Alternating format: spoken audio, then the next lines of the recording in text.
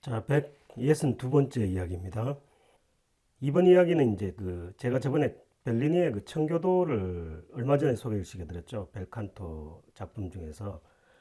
이 벨리니의 작품 10개 중에서 이제 우리가 3대 벨칸토 오페라를 꼽을 때 노르마와 이 청교도와 함께 이 3대 작품으로 이 작품을 꼽습니다. 제가 오늘 이 노르마 청교도와 함께 3대 작품, 벨리니 3대 작품 중 하나인 이 작품을 제가 소개를 해드리도록 하겠습니다. 이 작품은 뭐냐 그러면 이 목류병의 여인입니다. 이것도 벨칸토 오페라인데 명작이죠. 이 후안 디에고 플로레스가 이제 열연한 비엔나 2017년 작품입니다. 얼마 안 됐죠. 한 3년 정도 된 작품인데 첫 번째 이야기입니다. 자, 이 벨리니는 천재죠. 굉장히 요절했습니다. 34살에 아까운 나이로 죽었고 10개 이제 오페라 작품을 남겼는데 전반 5개, 후반 5개를 이렇게 이제 보통 나눌 때 이 벨리니의 이제 3대 작품은 전부 다 후반에 만든 겁니다. 목류병의 여인은 이제 1831년에 이제 이 초연을 한 작품인데 목류병의 여인을 사실 집필하기 전에 작곡하기 전에 이제 이 벨리니가 그 당시 이제 에르난이라고 이제 베르디 오페라에 이제 있습니다. 그 역사극이라고 봐야 되는데 에르난이라는 이제 작품을 작곡을 하던 중에 보시면 이제 이 안나볼레나라는 작품을 1830년에 도니체티가 이제 발표를 하거든요. 우리가 여왕 3부작에서 다뤘던 그 엄청난 작품입니다. 이 작품을 이제 벨리니가 보고 굉장히 자극을 받았어요. 워낙 훌륭한 작품이니까 도니체티하고는 이제 어떻게 보면 내심 이제 경쟁을 하던 그런 상황이었기 때문에 자기가 역사물로 안나 볼레나와 같은 이제 훌륭한 대작을 만들기가 쉽지 않다고 느꼈던 것 같아요. 에르난이 작곡을 멈추고 작곡을 시작한 작품이 목류병의 여인입니다. 이게 이제 1831년에 이제 작품을 이제 초연을 하면서 엄청난 성공을 거둡니다. 당시에 작품 하나가 이제 성공을 하게 되면 비슷한 작품들이 이렇게 많이 나오죠. 뭐 내용이 비슷하기보다는 이제 전체적인 포맷이나 방식 이런 것들을 이제 많이 따라하는 이제 아류작들이 나오기 마련인데 사실 이 목류병의 여인이 발표를 하고 나서 성공을 거둔 뒤에 이 소위 말하는 이제 전원 애정극이라는 이런 새로운 어떤 하나의 패턴이 이제 형성이 되는 기류가 있었죠. 목류병이 여인이 발표돼서 성공을 하자마자 이제 성공을 하고 나서 그 이듬해 이제 도니체티가 그 시골에서 벌어지는 이제 풋풋한 사랑 이야기인 사랑의 묘약을 발표합니다. 이 사랑의 묘약도 이제 전원 애정극으로 분류할 수 있죠. 하나의 새로운 유행 패턴을 만들 정도로 그 목류병의 여인이 당시 19세기에서도 이제 상당히 큰 이제 반향을 일으켰죠. 이 목류병의 여인은 이제 그것뿐만 아니고 이제 당시 19세기 벨칸토에서 이제 아주 중요한 패턴으로 자리 잡았던 이제 광란의 장면.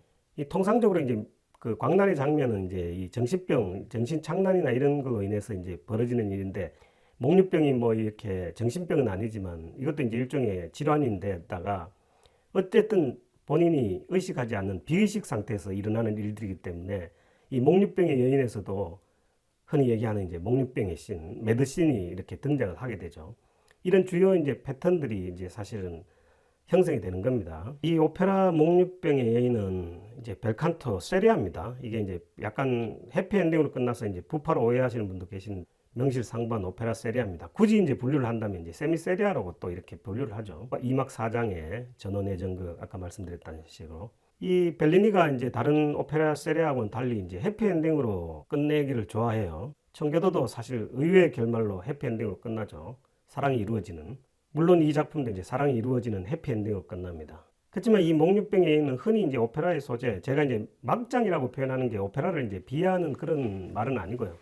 소재 자체가 우리가 이제 흔히 드라마에서 일상적인 일반적인 상식으로 이해가 안 되는 이런 소재들을 이제 제가 우리가 흔히 막장이라고 표현하잖아요. 그게 드라마를 까는 그런 비하하는 그런 말은 아닙니다. 이제 굳이 분리할 때 내용상으로 이제 좀 파격적이다는 뜻을 보통 얘기하는 건데 그런 이제 막장의 요소가 이제 치정, 살인, 자살 뭐 이런 등의 소재거든요. 근데 이제 이 목류병의 여인은 이제 그런 소재가 없습니다. 그리고 스펙타클하지도 않습니다. 이 막 가슴을 굉장히 애이는 듯한 슬픔보다는 좀 잔잔하고 애잔한 이런 애정이죠. 물론 이제 이 사랑을 극복하는 과정은 이제 슬픈 아리아도 이제 이어지고 우리가 가슴을 애이는 듯한 느낌을 받을 수는 있지만 전체적인 이제 그게 구성은 뭐 그렇게 스펙타클하게 막 슬프거나 가슴을 애이는 듯한 그런 자극적인 소재는 사실은 없는 거죠. 1831년도에 이제 밀라노 카르카노 극장의 초연입니다. 그 밀라노에는 지금 이제 라스칼라만 있고 카르카노 극장은 이제 없어졌습니다. 이 티롤 지방을 배경으로 한 이제 목가적인 이야기 중에 이제 하나입니다. 이 아까도 말씀드렸던 전원의 전극은 그 이후에 이제 새로운 유행으로 패턴으로 자리 잡죠. 여기서 이제 목류병의 여인을 이제 전원의 전극으로 제가 이제 분류를 했고, 그 뒤에 이제 사랑의 모약, 뭐 연대의 딸, 제가 다 말씀드렸던 거죠. 루이자 밀러도 티롤의 산악지방에서 생기는, 이 루이자 밀러도 세리아 중에서 이거는 약간 이제 비극으로 끝납니다. 주인공이 죽으니까. 그 다음에 라왈리 뭐 이런 작품들이 카탈라니 작품인데, 이런 작품들이 우리가 이제 굳이 분류를 하면 이제 전원 애정극에 포함이 되는 거죠. 목류병의 여인의 성공을 가져다 준 이후에 이제 쭉 발표된 작품들이고요. 전원이고 목가적인 이런 곳을 찾다 보니까 그 유럽에서는 사실 이제 이 티롤이라는 데가 굉장히 유명합니다. 이 오페라의 배경으로서는 이제 굉장히 자주 등장하는 건데, 사랑의 묘약은 사실은 이제 그 특정 전원을 지정은 하지 않았어요. 그냥 이탈리아의 시골 정도로 이제 묘사가 돼 있는데, 나머지 연대의 딸 루이자 밀러 라왈리 같은 경우는 이제 구체적으로 이제 지역이 지정이 됩니다. 티롤 지방이라고. 이 티롤 지방은 이제 오페라의 배경으로 굉장히 중요한 역할을 좀 합니다. 이렇게 제가 이 티롤 지방에 대해서 다시 한번 이제 설명을 드린다면은, 근데 이 과거의 티롤 지방은 이제 지금 하나의 특정 국가로 이렇게 특정 지어지지 않습니다.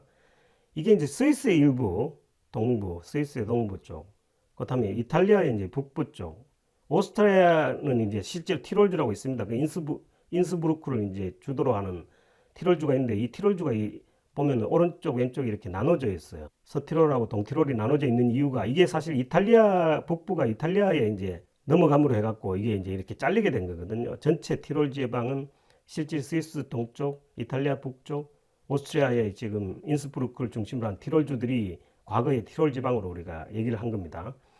인스부르크에서 이제 동계올림픽이 열림으로 해가지고 잘 알려진 도시인데 굉장히 아름다운 도시입니다. 제가 이제 몇 번 가봤는데, 이 알프스산을 배경으로 해가지고 그 차분하고 잔잔한, 뭐 우리처럼 그렇게 빌딩이 막 질비한 그런 도시가 아니고 알록달록한 예쁜 집들이 이렇게 배경이 돼가지고 알프스산을 배경으로 한 그 아름다운 이제 도시가 지금 아직도 기억이 생생한데, 아무튼 이 알프스산을 중심으로 한 이런 그 일대가 당시에 티롤주였었고 굉장히 자존심이 강한 이제 도시죠. 전통 의상을 아직도 고집하고 있는 데도 있고, 우리가 너무나 잘 아는 이제 요들송을 즐겨 부르던 그런 민족들이 살던 동네입니다. 이 티롤이. 그러니까 아까도 말씀드렸다시피 목류병 여인이나 연대의 딸 루이자 밀러나 라왈리 같은 이제 주요 오페라들의 배경이 되었던 그런 지역이고요.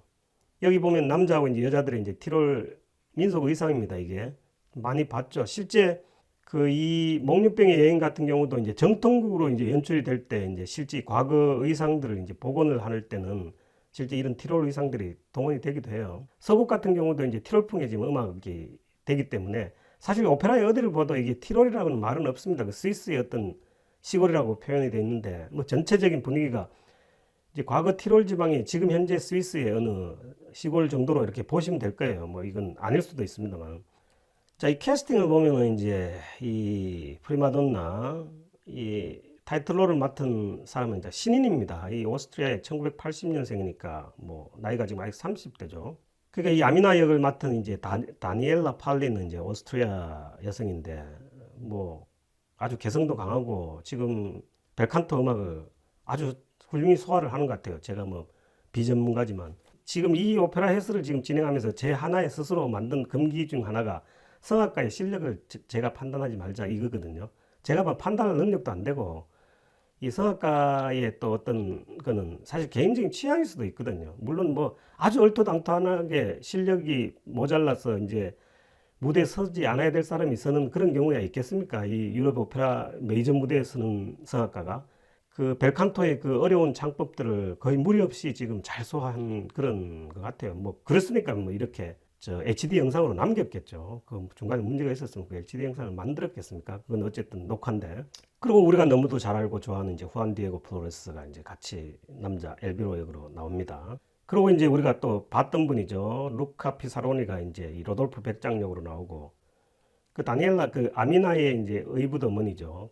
어릴 때부터 키워줘서 온갖 사랑을 이제 했던 순박한 시골 여인 테레사 역에는 로지 엘드리스지. 그리고 아주 이제 신인인 리사 역에 두 사람의 사랑을 시기하고 엘비로를 짝사랑하는 여관 주인 역으로 나오는 이제 리사. 자, 이렇게 이제 멋진 캐스팅이 있고 등장인물 소개를 하면 아미나는 이제 그 이제 시골의 처녀입니다. 어릴 때부터 이제 부모를 잃어가지고 이제 부모 없이 돼 있는데 테레사라는 이제 그 물레방앗간 여인이 아미나를 친딸처럼 그렇게 소중하게 잘 키웁니다. 뭐 사랑을 듬뿍 주고 이렇게 키웠어요. 이 극에 나온 내용만 봐더라도 이제 이 테레사라는 엄마가 계모지만 얼마나 아미나를 사랑하는지 이제 극 중에 대사에서 뭐 아주 곳곳에 나타납니다. 그 당시 이제 그 시골에도 이제 지주가 있었겠죠. 젊은 지주. 그러니까 뭐 일단 평민이지만 이제 돈은 많은 그런 젊은 청년입니다. 엘비노라는 청년하고 이제 사랑에 빠져서 둘이 이제 결혼을 약속한 겁니다. 그러니까 이 오페라의 시작은 이제 결혼식을 앞두고 이제 그 동네 사람들이 막 축하하는 그런 씬으로 이제 오페라가 시작되니까 이미 두 사람의 사랑은 이제 무르익을 대로 무르익은 그런 상태입니다. 그런데 이제 여기에 이제 로돌포 백작이라고 실제 이제 전임 백작의 성주. 그러니까 여기가 이제 그 중세 유럽 19세기 유럽이기 때문에 아직까지 이제 봉건 영주들이 이제 있죠.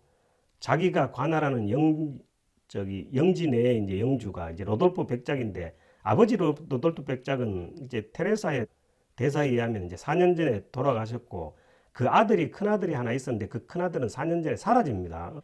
그 사라졌던 아들이 이제 지금 다시 백작이 돼서 아들이 이제 그 돌아온다는 그런 소문도 있었던 그런 상황이고 실제 이제 이 사람이 돌아오는 길에 이 아미나와 엘비노의 이 결혼 이제 그 축제가 벌어지는 이 마을을 들리게 돼 있는데 뭐 그 옛날의 교통수단으로 봤을 때는 같은 영지 내에 이제 마을이지만 하루 저녁에 갈 수가 없으니까 이 마을에 이제 하룻밤을 묵으면서 생기는 해프닝이 이 목류병의 그 여인의 주된 스토리입니다. 아무튼 로돌프 백작이 사실 뭐 그 원작에 의하면 아미나의 그 이제 잃어버린 아빠라는 뭐 그런 얘기도 있어요. 뭐 근데 이 오페라에서는 벨리니가 그거를 이제 철저히 그 원하지 않았다 그럽니다. 그래가지고 이제 뭐 로돌프 백작은 그냥 지나가던 백작으로 나오고 이 백작의 방에 아미나가 목류병이 걸린 상태로 이제 들어가서 하룻밤을 이렇게 자는데 그 백작 입장에서도 너무나 순결하고 순박한 여인이기 때문에 아무 일 없이 이제 자기가 자리를 피우는 그런 상황을 만들었음에도 불구하고 이제 엘비노가 이제 오해를 하죠. 그 오해에 이제 그 원인을 제공하는 게 이제 여관주인 리사라는 여인인데 이 여인은 이제 엘비노를 짝사랑하기 때문에 이제 아미나와 엘비노가 결혼하는 것에 대해서 처음부터 굉장히 슬프게 나옵니다. 근데 그 상황에서 이제 그 목류병이 걸린 상태로 아미나가 로돌프 백작의 침실로 들어갔으니까 이게 얼마나 호되겠어요, 본인 입장에서는. 그런 상태에서 그 전에 이제 사실은 리사가 이제 로돌프가 백작이라는 정책을 알고 이제 사실 유혹하는 과정이 좀 있죠. 뭐 그렇게 된 상황이고 알레시오라고 이제 또 리사를 이제 짝사랑하는 남자, 동네 남자가 있습니다. 이렇게 이제 주요 핵심 6명의 이제 그 배역이 이 극을 이끈다고 보시면 됩니다. 자, 이 주요 아리아를 보면은 아미나 이제 이 타이틀을 맡은 아미나의 이제 아름다운 소프라가 있고 사실 이 목류병의 여인을 대표하는 이제 아리아가 이 두 번째 이제 마지막에 이제 그 카바티나로 나오는 아 꽃이 이렇게 빨리 시들 줄이야 이게 이제 목류병 상태에서 이제 부르는 노래입니다. 그 자기 사랑하는 남자에게 이제 파혼 선언을 당하고 나서 그 남자한테 얻었던 그 꽃을 들고 목류병 상태에서 시든 꽃을 보면서 슬퍼하는 그 아름답고 슬픈 아리아가 이제 사실은 이 목류병의 여인을 대표하는 그런 아리아죠. 그 다음에 이제 엘비노 테너의 아리아 이제 목류병 상태에서 백작의 방에서 이제 잠을 자는 걸 발견하고 나서 이제 그 슬픔에 젖은 너무나 사랑했지만 뭐 그 당시에도 그 윤리관이라는 게 있었기 때문에 다른 외간 남자와 이제 몸을 섞은 여인을 이제 받아들이기는 사실 힘들었겠죠. 근데 사실 그때 그 조금만 더 이전 18세기 같은 경우에는 이 봉건 영주 백작 정도 같으면은 평민들 자기 영지 내 그 평민들이 결혼할 때 그 여인을 자기가 첫날 밤을 치르는 그런 권리를 귀족들이 갖고 있었거든요.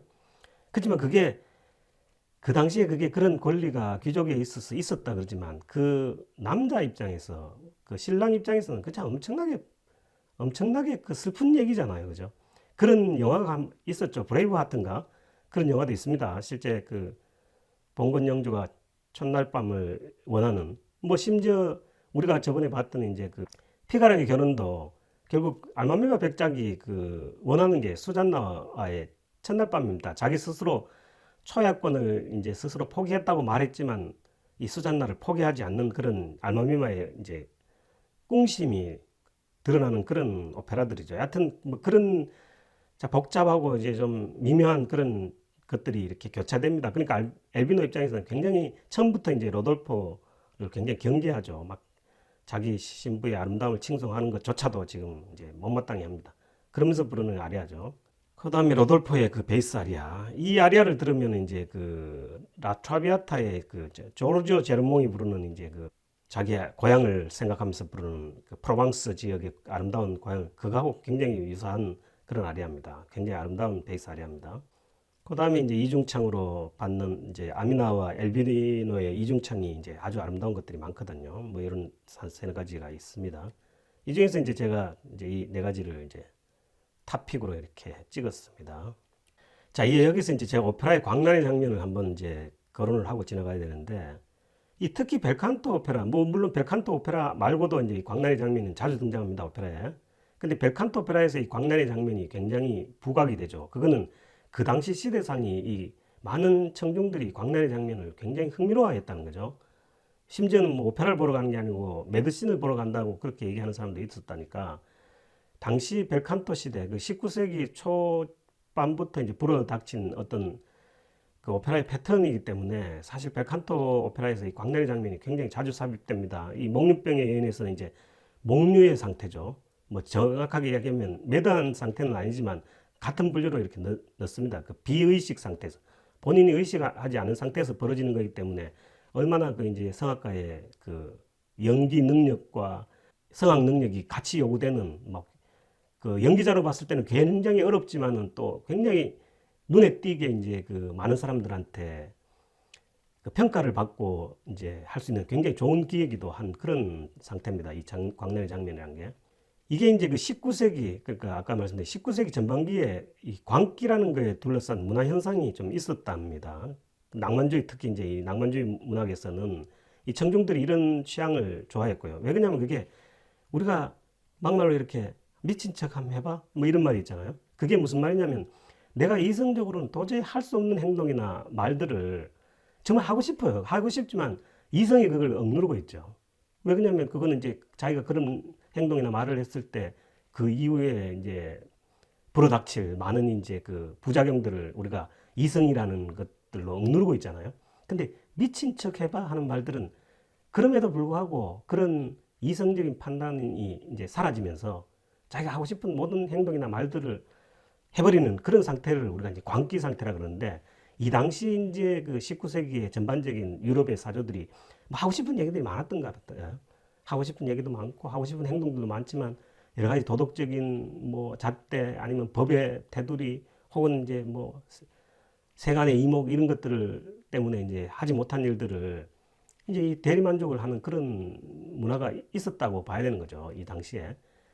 그리고 이제 거기에 이제 관현악법이라든가 벨칸토 창법들을 더 이제 그 청중들한테 어필하는 방법으로는 이 비의식 상태의 이 메드신이 가장 적절했다고 이제 그 작곡가들이 그렇게 판단한 것 같아요. 그러니까 이제 이 남메르모 루치아나 우리가 얼마 전에 봤던 청교도 또 안나 볼레나의 그 메드신 뭐 심지어는 그 이전에 뭐 부터 내려오는 이제 그 바로크 시대 뭐 핸델이나 모차르트도 사실 그런 기법을 사용을 했거든요. 그렇지만 이 벨칸토 시대에 와서 이제 이 도니체티와 벨리니에 의해서 이게 거의 뭐 전성기를 맞는다고 이렇게 보셔도 될 거예요. 이 광란의 장면이라는 게. 아까 말씀드렸지만 이성에 의해서 억압된 인간의 어떤 내면의 비성을 이제 표현한 거다.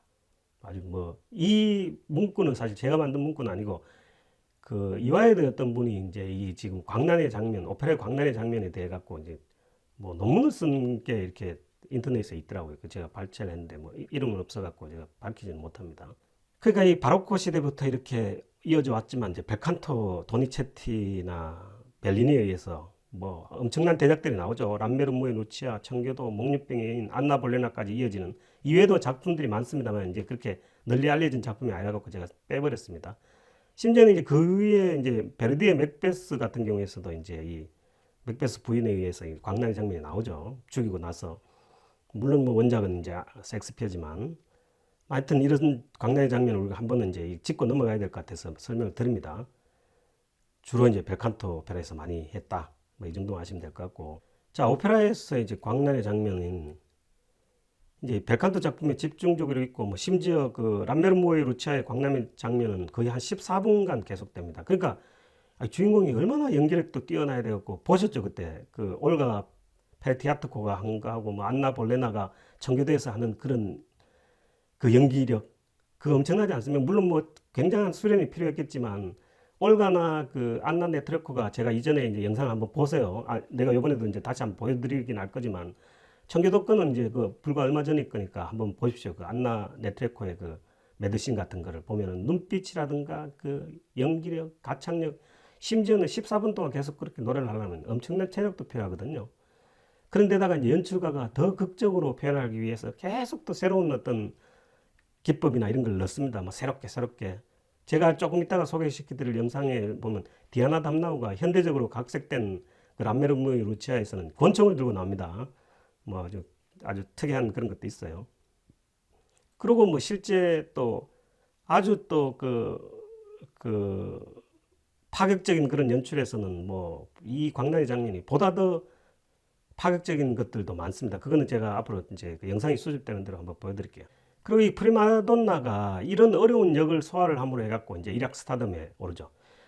이제 사실은 지금 이 제가 저번에 한번 설명드렸지만 이 벨칸토 오페라가 거의 19세기 초반에 있었던 것이 거의 100년 이상 공연이 안 됐던 거는 결국 이제 성악가의 문제였거든요. 그 성악가가 그 어려운 성악을 소화를 못한 그런 탓이 제일 크다고 말씀드렸는데 그럼에도 불구하고 현대에 들어와서 1960년도 이후에 이 마리아 칼라스의 등장이 사실 이 벨칸토 오페라를 회생시키는 그런 역할을 했다고 말씀드렸습니다. 그러니까 이 마리아 칼라스의 역할 얼마나 중요했겠어요. 실제 마리아 칼라스의 매드신도 많은데 이거는 이제 제가 여기 삽입 못합니다. 바로 블럭이 되기 때문에. 그 다음에 마리아 칼라스 이후에 이제 뭐 거의 또 레전드급 조한 서더랜드 오스트리아 성악가죠. 이분도 이제 엄청난 이제 벨칸토 성악가였었고 그 뒤를 잇는 이제 안나 네트레코나 나탈리 드세이 뭐 바르첼로 뭐 저 여기서 이름 빠졌지만 뭐 이런 거에 최근 디아나 담나우 올가 페레티아트코 뭐 심지어 우리나라의 조수미 씨도 이제 이런 그 벨칸토 창법으로 굉장히 유명하죠. 유럽 본무대에서도 많이 했었으니까. 아무튼 이렇게 이제 스타의 등용문이기도 했다. 어려운 역할이기도 했지만 우리가 이제 벨칸토를 사랑하는 이유, 벨칸토를 안 사랑하는 이유가 결국 성악의 난이도고 사실 그게 동전의 양면처럼 벨칸토를 사랑할 수밖에 없는 것도 결국 어려운 성악을 우리가 들으면서 대리만족을 얻는 거고 또 벨칸토를 사랑하지 않는 것도 왜 저렇게 성악을 어렵게 하면서 그걸 이끌까? 그러니까 이제 상대적으로 공연 횟수가 줄어드는 거니까요. 참 그게 쉽게 이렇게 정의 내리기 어려운 과제입니다. 자, 이 벨칸토 오페라에서 광란의 이유는 각 씬마다 도니체티 람미르무이 루치아는 뭐 잘 아시는 내용이지만 제가 한번 에르가르도하고 사랑을 하는데 원수 집안이죠. 오빠가 원하지 않아서 오빠가 원하는 남자하고 결혼을 하는데 그 결혼 첫날 밤에 신랑을 죽이고 나서 이제 벌이는 광란입니다. 안나 볼레나는 이제 그 왕의 헨리 8세에 의해서 이제 죽게 됐죠. 근데 이제 그 새로운 왕의 여자가 자신이 가장 사랑하던 그 시종임을 알게 되고 이제 사형 집행전에 이제 이 안나 볼레나가 이제 이 광란에 빠집니다. 벨리니 청교도에서는 뭐 얼마 전에 봤으니까 엘비라가 결혼식 그 사랑하는 연인 아르투로와 결혼식을 하는데 아르투로는 왕당파의 기사였었고 그 왕비를 살리기 위해 가지고 참 불가피하게 결혼식 날 그 여인을 데리고 이제 탈출시키기 위해 도망을 가는데 엘비라는 이제 그 여인과 이제 눈이 맞아 도망간 걸로 그렇게 오해를 했겠죠. 그러니까 이제 광란에 빠집니다. 목류병의 여인은 이제 광란에 빠진 건 아니지만 원래 목류병을 앓고 있었던 여인이지만 이 여인이 목류병의 그 비이성 상태로 접어드는 거는 이제 낮에 뭐 사랑 첫 번째 목류병의 장면에서는 이제 사랑을 확인하는 그런 목류병의 씬이고 두 번째 목류병에 빠지는 그 씬은 파혼을 당하고 나서 그 슬픔을 이제 목류병 상태에서 표현하는 거죠. 그러니까 무의식 상태에서 행동하는 거니까 우리가 이제 그냥 광란의 부류에다 넣습니다. 그러니까 앞으로 소개시켜드릴 목류병의 여인은 이제 광란의 씬보다는 정확하게 목류병의 씬입니다.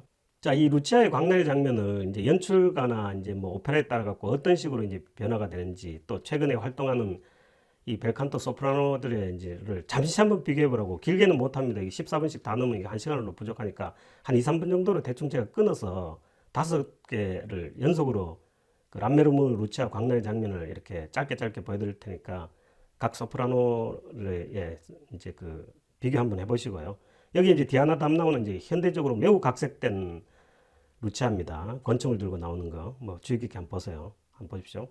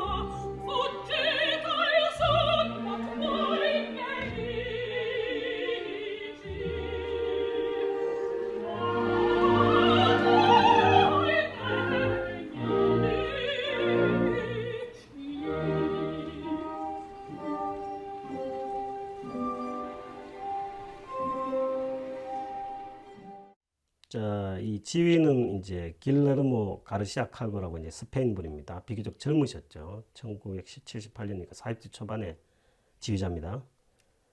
자, 이 서곡과 이제 그 아미나의 결혼식, 두 사람의 결혼을 축하하는 이제 동네 사람들의 합창이 이제 이렇게 연이어서 이어지는데 한번 보시죠.